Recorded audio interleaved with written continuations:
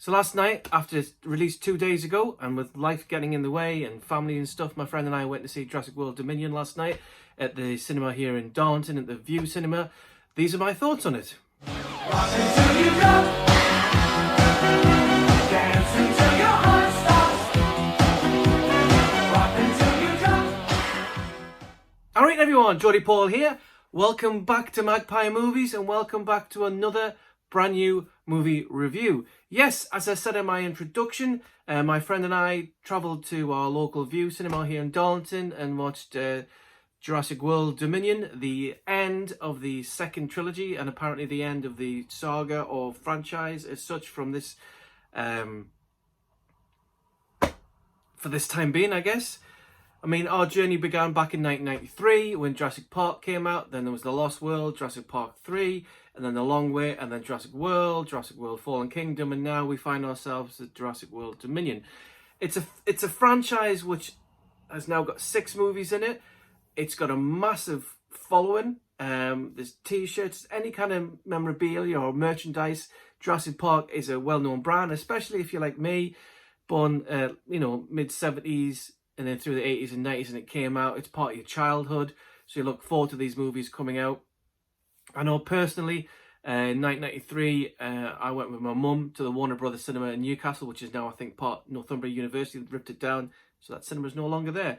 But yeah, we went on a preview screening of Jurassic Park back in 93, and I thoroughly enjoyed it. And as a young kid, I was always interested in dinosaurs anyway, that and Romans, and history. So for me, it was a great film. Never read the book. Still to this day, have not read the book, nor have I read The Lost World. But yeah, I loved the film. Couldn't wait to get it on VHS back in the day. And then obviously I've upgraded it to DVD and then Blu-ray and then 4K. It's just one of my all-time favourite movies.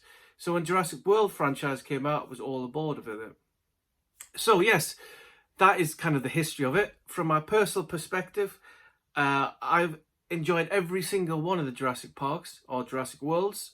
Some are better than others. That's fair really to say.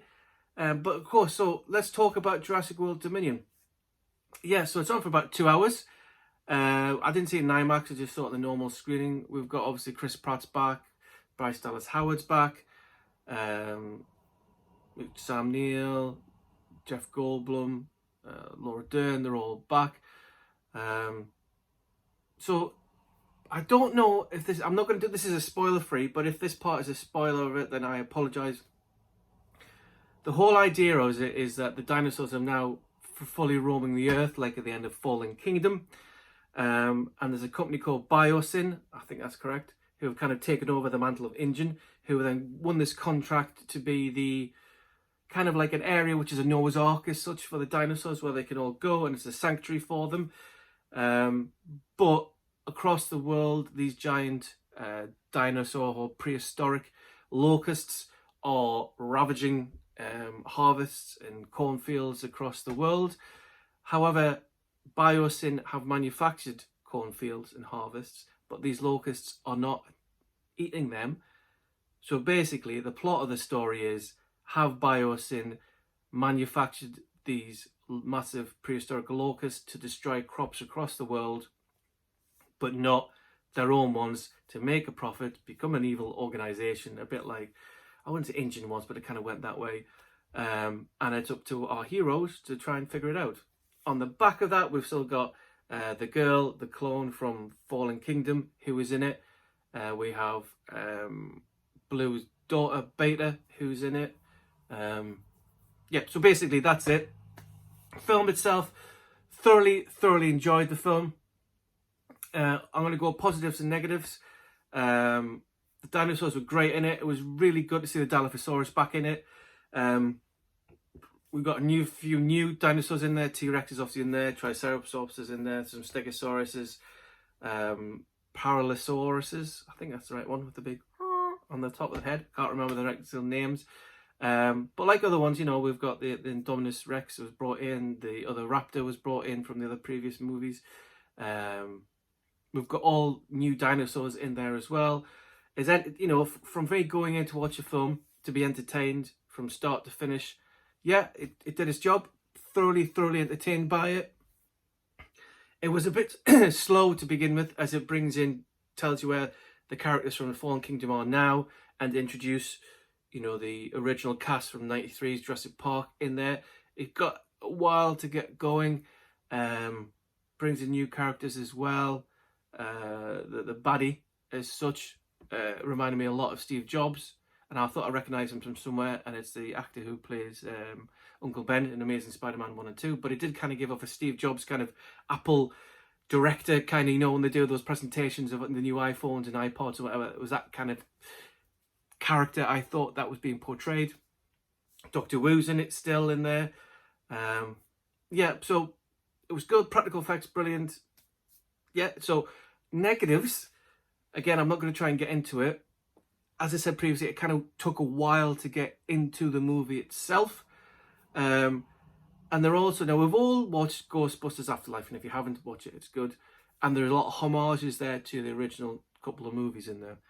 With this one, it's trying to do exactly the same with regards to the original Jurassic Park, maybe some of Lost World in there, where there's like scenes from those movies which they're trying to replicate in it.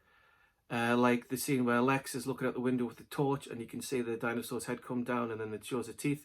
That's replicated at the end towards with Ellie Sattler. And then there's a bit where the kids are under the car and it spins round and it's getting crushed. Again, it's same with that is kind of replicated in there. There's a bit, obviously, we know at the beginning of Jurassic Park when they both arrive there and they've got the big brontosaurus or double whatever dog is, or I think it's brontosaurus. And Sam Neill turns Ellie Sattler's head, which it does the thing with the glass, or he does the thing with the glasses and things like that. They do that at the beginning when she's looking at the locust fields when she's coming as an expert. I'm just like, there's no need for that.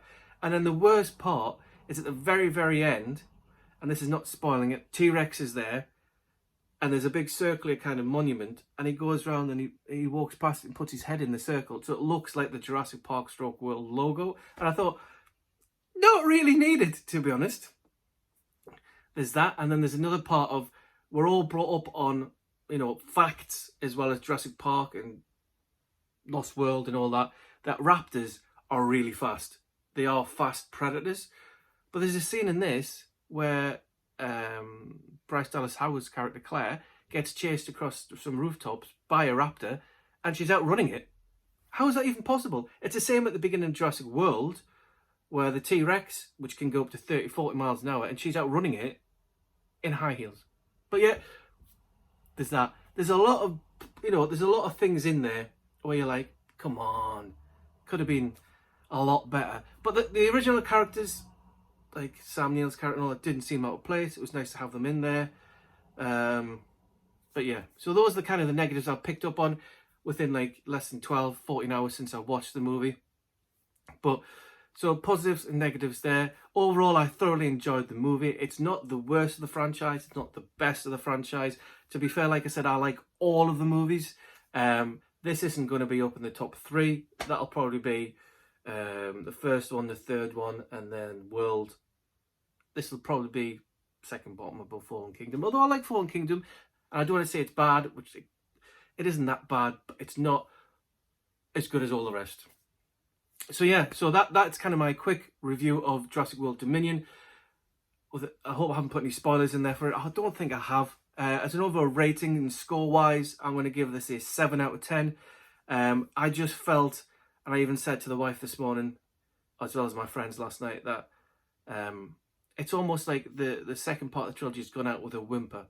I expected, I don't know, just this big, like, it's like a crescendo or something happening, but it just went, and it just kind of fell down.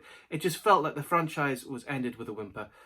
I liked the film, I enjoyed it, but it could have ended a lot better than it did. If that's down to script or writing, then it's up to them. They need to hold their hands up. Maybe Colin Trevorrow wasn't the best guy to be the director. I don't know. At least it wasn't Rian Johnson, I suppose, so there's always that. But yeah, anyway, there you go. That's 7 out of 10 is my overall rating of Jurassic World Dominion. If you've seen it, tell me what you think. If you think the same along with me with regards to my positives and negatives, then let me know in the comments below. But yeah, that's it. So I'm going to go now. So thanks very much for watching. Don't forget to please like, share and subscribe. If you're new to the channel, don't forget to hit the subscribe button as well. Come along for this journey. That's it. So this is Jody Paul.